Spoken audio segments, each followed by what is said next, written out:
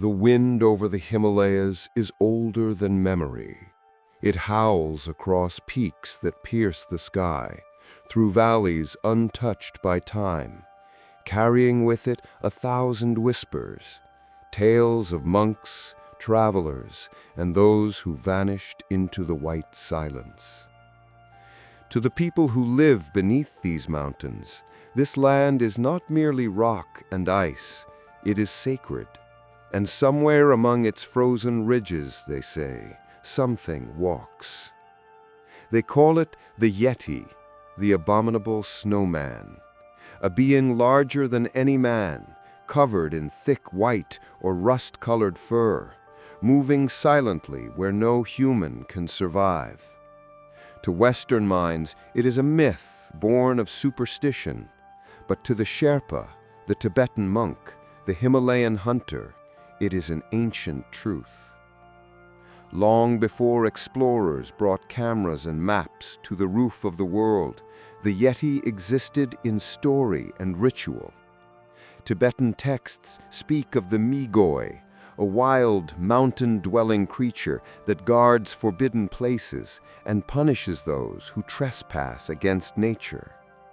In monasteries, carved woodblocks depict a towering figure with ape-like arms and eyes like burning coals. The monks do not speak its name lightly. They say the Yeti is not merely flesh and bone, but the manifestation of karma, a protector and a warning born from the balance between man and the mountain. For centuries, the legend remained within these high walls of faith. Then, in the 19th century, the world changed. Maps expanded, empires stretched toward the Himalayas, and curiosity followed. British officers stationed in India began hearing strange reports from their Gurkha scouts, tales of footprints the size of plates, of distant roars echoing through the passes. At first, the stories were dismissed as fear, frostbite, or folklore. But the mountains keep their own truths. And in 1832, a report from a group led by B.H. Hodgson, an officer of the East India Company, described a tall bipedal creature covered in dark hair crossing a snowfield near northern Nepal. It walked upright, he wrote, but its head was that of a human, its body that of a beast. The story spread through colonial circles like wildfire. Europe, gripped by fascination with exploration and the supernatural, found a new mystery to chase, the wild man of the snows. As mountaineering grew in the early 20th century, climbers reported similar signs, footprints leading nowhere, distant cries in thin air, movement glimpsed through blizzards. Each expedition returned with fragments, a hair, a footprint, a photograph, a rumor, and together they began to form a shape more enduring than any summit. The Yeti had crossed from legend to obsession. But perhaps, like the mountains themselves, the legend was never meant to be conquered. Each step toward its truth reveals not a creature, but a mirror, reflecting the human desire to believe that the world still hides something beyond our understanding. In the next decades, men would risk their lives chasing that reflection, climbing into storms and shadow in search of proof. Some would find evidence, some would find only silence, and some would never return. The wind continues to whisper. In the stillness between avalanches, beneath the sound of prayer wheels turning in distant monasteries, it carries the same question: what really walks among the peaks of the Himalayas? Long before the Yeti became a subject of Western fascination, it lived deeply within the spiritual heart of the Himalayas. Here, myth is not a tale told for entertainment. It is the breath of the mountains themselves. Every stone, every shadow, holds spirit. In Tibetan cosmology, the world is balanced between the forces of the seen and the unseen, the world of men and the world of the Chomolungma, the sacred mother of mountains. The Yeti, or Migoi, belongs to the second world, a guardian being created to preserve the sanctity of the high places. It is said to dwell near glaciers, sacred lakes, and forbidden passes, feeding on roots and small animals, avoiding human contact unless provoked. The monks teach that to cross into its domain without respect is to invite madness or death. Some texts, preserved in remote monasteries of Kumjung and Tengboche, describe the Yeti not as a monster, but as a sentinel, one of the last remnants of a primordial race that predates humanity. In ancient Thonka paintings, it is shown crouched at the edges of mandalas, symbolizing the border between civilization and chaos. Its role was to remind mankind of humility, a living embodiment of nature's warning. You are not above the mountain.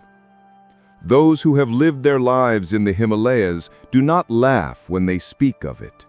Sherpa herders tell of nights when their yaks panic without cause, when heavy footsteps circle the camp just beyond the firelight. In the morning, the snow is marked by prints too large to belong to any man, and too deep to have been made by an animal of flesh and blood. The elders say the Migoi walks only when it must, when men have angered the spirits of the peaks, or when balance must be restored. In the 1920s, as Western climbers began their push toward Everest, the Sherpa guides warned them not to shout the mountain's name, nor to carry weapons. One of them, Tenzing Norgay, who would later stand on Everest's summit, said his grandfather once encountered a great, silent figure near a glacier, its fur matted with snow, its eyes glowing pale in moonlight. He fled, not from fear, but from reverence. Among his people, the Yeti was not to be hunted. It was to be respected, even feared, as one might fear the gods. In monasteries across Nepal, relics and rituals preserve the legend's sacred core. At the Kumjung Monastery, high above Namche Bazaar, a scalp kept under glass has been venerated for generations as proof of the Yeti's existence. The monks allow no casual curiosity. Visitors must offer butter lamps and prayers before they approach it. Some scientists have later claimed the relic is from a mountain goat, or perhaps a bear. But for the monks, that question misses the point entirely. Faith is not about evidence. The Yeti, to them, represents the veil between what should be known and what must remain sacred. And so, as climbers, scientists, and skeptics ascended toward discovery, the people who lived beneath the summits looked on in quiet disapproval.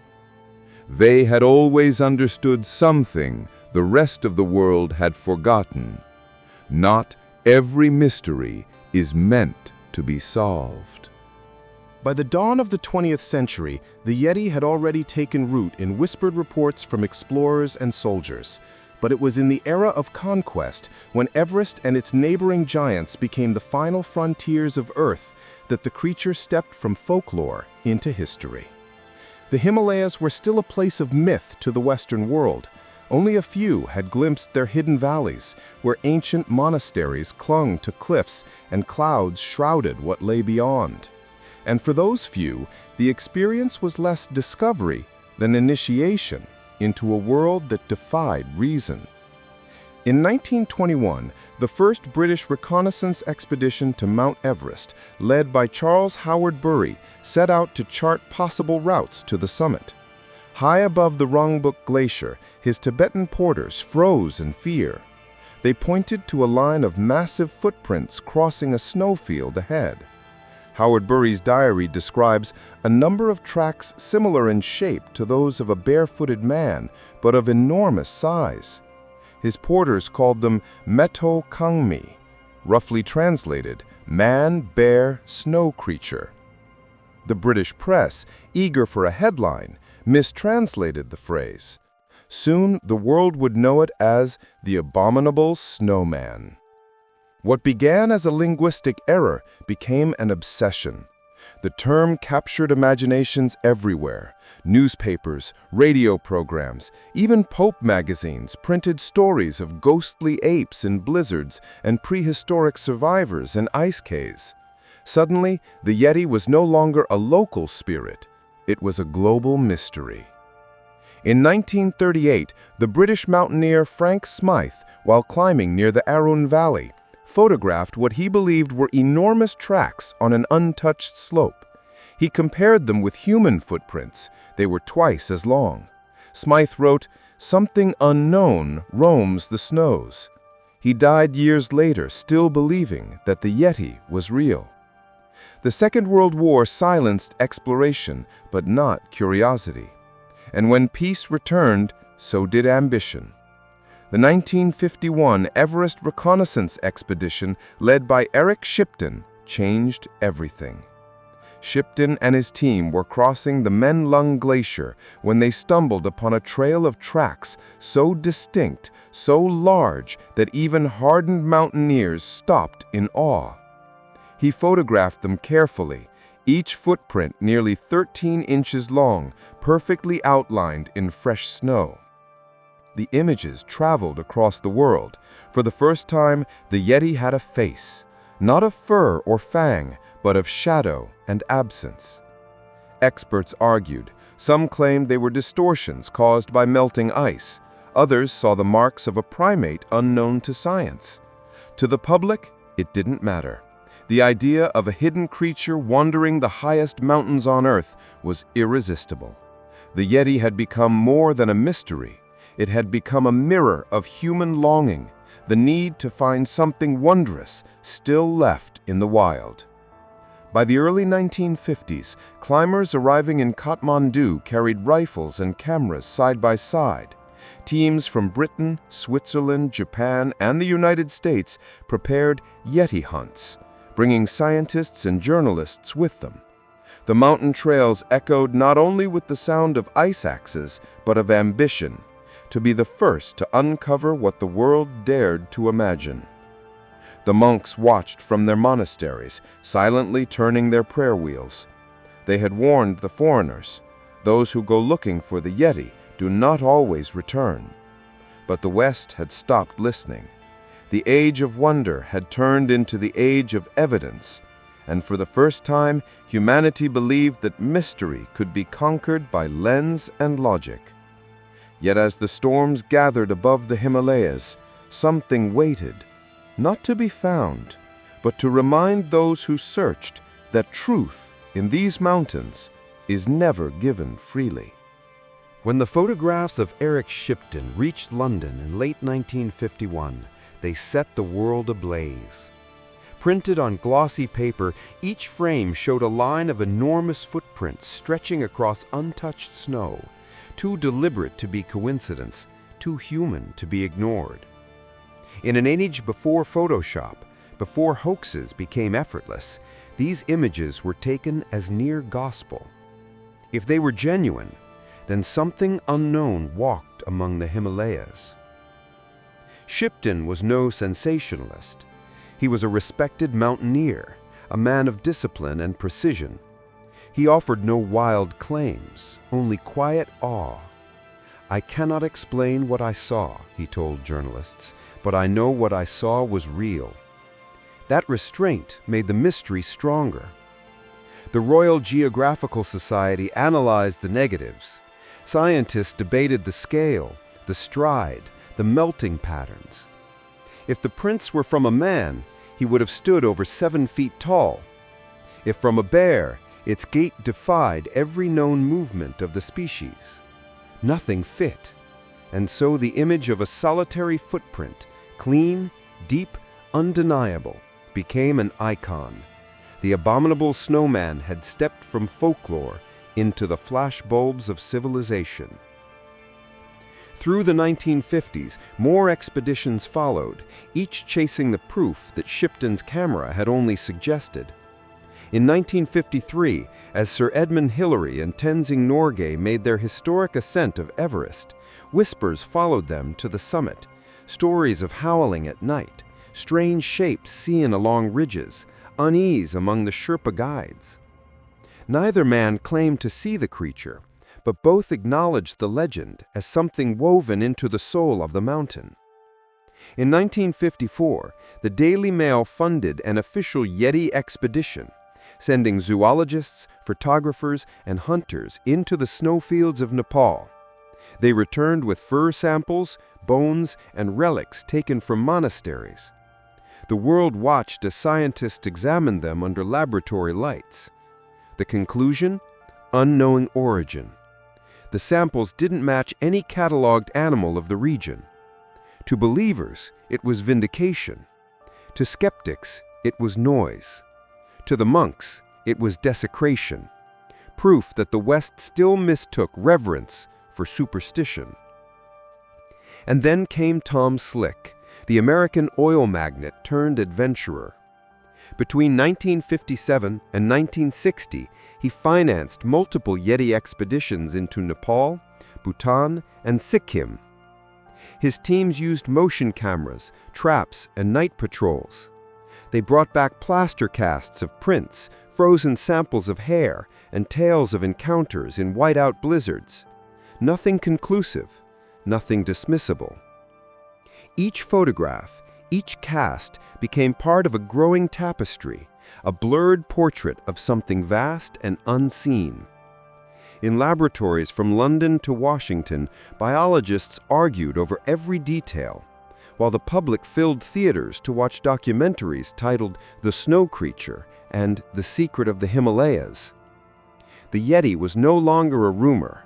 It had become a cultural phenomenon, a symbol of mystery itself. But amid the excitement, something deeper was happening. The search for the Yeti was no longer about proof, it was about belief. Men looked into the snow and saw not just footprints, but reflections of their own yearning for connection, for wildness, for something untouched by the modern world. As one climber wrote in his diary, "We come to these mountains looking for a monster and find only ourselves." By the 1960s, the Yeti had outgrown myth. It had become a matter for microscopes, not mantras. The age of faith was giving way to the age of data, and the creature that once haunted the prayers of monks now sat beneath fluorescent lights in the laboratories of London, Tokyo, and Washington. Governments even took notice. Declassified documents later revealed that during the Cold War, both American and Soviet intelligence agencies quietly monitored Yeti expeditions, fearing they could serve as cover for covert operations in the Himalayas. But for scientists, the goal was simpler: to uncover the biological truth behind the legend.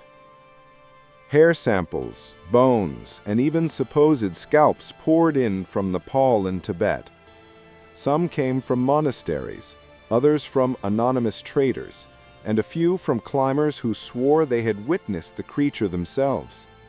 Every one of them ended up under the same scrutiny, magnified, catalogued, and compared to the known species of the region. The results were unsatisfying. Most samples turned out to belong to bears: the Himalayan brown bear, Ursus arctus isabelinus, or the Tibetan blue bear, Ursus arctus pruinosus. Their footprints, when partially melted or distorted by wind, could indeed resemble those of a massive biped. The world wanted a monster. Nature offered only illusion. Still, not everyone accepted this. A handful of scientists argued that the bear theory could not explain the consistent human-like gait recorded in several tracks. In 1960, Sir Edmund Hillary returned to Nepal, this time not to conquer a mountain, but to confront a mystery. With zoologist Marlin Perkins, he examined the Kumjung monastery scalp and declared it a hoax. Yak skin carefully shaped and preserved through ritual. For the West, it was a tidy conclusion. For the Sherpa, it was a sacrilege. In the decades that followed, the Yeti retreated again, not into legend, but into the shadows between disciplines. Anthropologists saw in it echoes of humanity's own forgotten ancestors, perhaps a relic species like Gigantopithecus surviving in the folds of the earth. Psychologists saw in it the manifestation of our primal fears, the part of the mind that cannot bear an untouched wilderness without inventing something to inhabit it. Then, in the 21st century, science returned to the mountains armed with tools the old explorers could only dream of. In 2013, a geneticist named Brian Sykes from Oxford University collected over 30 samples attributed to the Yeti from museums and private collections. He sequenced the DNA. Most belong to known species: yaks, dogs, bears, goats. But 2 samples from the Himalayas matched none of them exactly. Instead, they were closely related to an ancient polar bear, tens of thousands of years old. Had the Yeti been a surviving branch of a prehistoric lineage? Or simply an unknown hybrid species hidden among the glaciers? The answer remained elusive. Even with all the technology of modern science, the mountains still refuse to yield their secret entirely. Perhaps that is the true nature of the Yeti, not as a creature to be found, but as a question that refuses to die. Each generation redefines it. Monks see a guardian spirit, explorers a missing link, scientists a misidentified bear, and dreamers a reminder that not everything must be explained. The Yeti endures because mystery itself endures. And in an age where satellites map every inch of the planet, the thought that something vast and ancient still walks unseen is not terrifying, it is comforting. It tells us that the world is still larger than our understanding. While scientists dissected samples in sterile rooms, high in the mountains, the legend remained alive, walking, breathing, and sometimes, according to those who swore they saw it, watching. Among the endless peaks of Nepal and Tibet, the stories are whispered like prayers. The Yeti does not reveal itself often, they say, but when it does, it chooses those who are meant to remember. One of the earliest detailed accounts came from Major L.A. Waddell in 1889, who heard villagers describe a large, ape-like creature that descended at night to steal livestock. He dismissed it as myth until he found tracks himself, like those of a human foot but far larger, leading up a steep, icy slope. He followed them for an hour before they vanished into a field of wind-blown snow. He never found what made them, but he never forgot them either. Then there was René Belloc, a French explorer in the 1930s, who claimed he was stalked for days in the Himalayan foothills by something that stayed just beyond sight, a presence that moved when I moved, stopped when I stopped, and breathed when I dared not.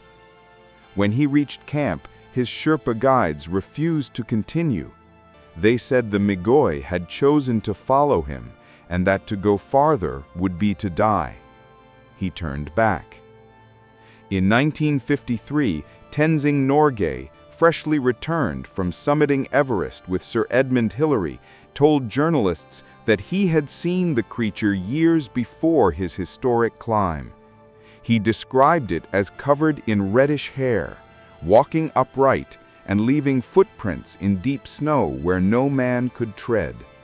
But he refused to call it a beast. The Yeti is not an animal, he said. "It is something else, something that belongs to the mountain." In 1970, Japanese mountaineer Yoshiteru Takahashi and his team reported seeing a dark figure moving across a snowfield at an altitude of over 5,000 meters. They watched it for 3 minutes before it disappeared behind an ice ridge. When they reached the spot, they found prints, each step measured a full meter apart. Even in recent years, expeditions from India, Russia, and the United States have reported strange evidence: tufts of hair, twisted branches high above human reach, trails that appear overnight in remote valleys. Modern skeptics suggest misidentified bears or snow leopards, optical illusions in fog and wind. But those who have lived their lives among the Himalayas shake their heads. They know what they've seen or what they've felt is something older than any species catalogued by man. Psychologists studying eyewitness accounts often note one common thread: fear mixed with reverence. Unlike reports of monsters elsewhere, the Yeti inspires not terror but awe. People speak of it in hushed tones, with the same weight they give to spirits and ancestors. Even those who doubt its existence admit that the feeling of being watched in those endless white expanses is real and impossible to explain. In 2017, a team of Indian Army mountaineers shared photographs of massive footprints found near the Makalu base camp. Each print measured 32 inches. The images went viral, reigniting the world's fascination once more. The Army offered no conclusion, only a statement: "We observed what we could not identify." For the rest of us, that is enough. It is a reminder that mystery is not defined by evidence, but by experience.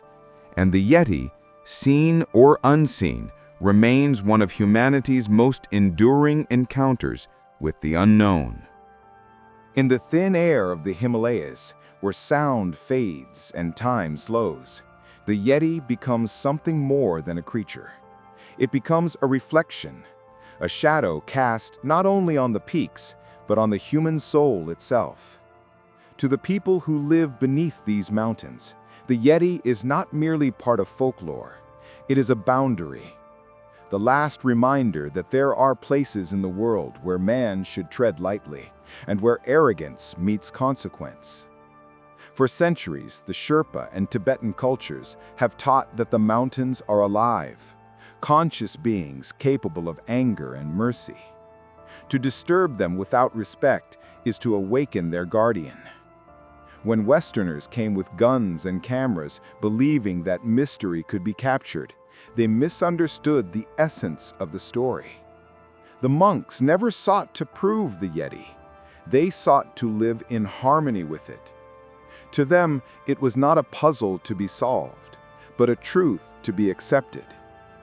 The Yeti represented balance, the space between civilization and wilderness, faith and reason, fear and awe. Even in modern psychology, the figure of the Yeti resonates. Carl Jung wrote of the shadow archetype, the primal, repressed part of humanity that mirrors what we fear most within ourselves. In that sense, the Abominable Snowman may be the perfect embodiment of the shadow, untamed, ancient, and elusive. It stands at the edge of the known world, reminding us that progress does not erase mystery. It only drives it deeper into the snow. The scientists who came searching for bones and DNA found something they did not expect, a story older than science and stronger than skepticism. The climbers who swore they saw the creature often described not terror, but humility. One mountaineer wrote, "For a moment I felt small, not because I feared it, but because I understood that this world was never meant to be fully known." Perhaps that is why the legend endures, because the Yeti, like the mountains, is not meant to be possessed. It belongs to the silence, to the wind, to the unbroken rhythm of snow and sky. Every culture, in every age, creates a figure that marks the limits of its understanding, a being that lives where maps end. For the sea, it was the kraken. For the forests, the wild man. And for the frozen summits of the world, it is the Yeti. It watches from the peaks not as a predator, but as a reminder that wonder is fragile, that reverence is rare, and that perhaps the truest monsters are not those we invent, but the arrogance that drives us to think the world belongs to us. Night falls on the Himalayas. The wind howls once more, carving through the ridges, echoing against the frozen cliffs like a memory that refuses to fade. The prayer flags flutter endlessly, their frayed edges whispering mantras into the dark, not to summon answers, but to honor the questions that keep us human. Somewhere high above the tree line, a shadow moves. Perhaps it is wind, perhaps it is myth, or perhaps it is something that has always been here, patient, watching, waiting for us to remember what we once knew.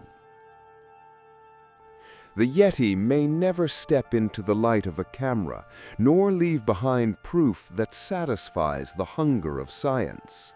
And yet it endures, because it does not need to exist to matter. Its power lies in what it represents, the boundary between faith and knowledge, between what we can measure and what we can only feel. Every legend begins with a truth too large for reason to contain. Maybe the Yeti was once a creature of flesh and bone, roaming the glaciers before history began. Maybe it still does. Or maybe it was never meant to be found, only remembered. A spirit of the mountains, born from the silence that humbles every man who dares to climb. The truth is simple. The world's greatest mysteries are not waiting to be solved. They are waiting to be respected.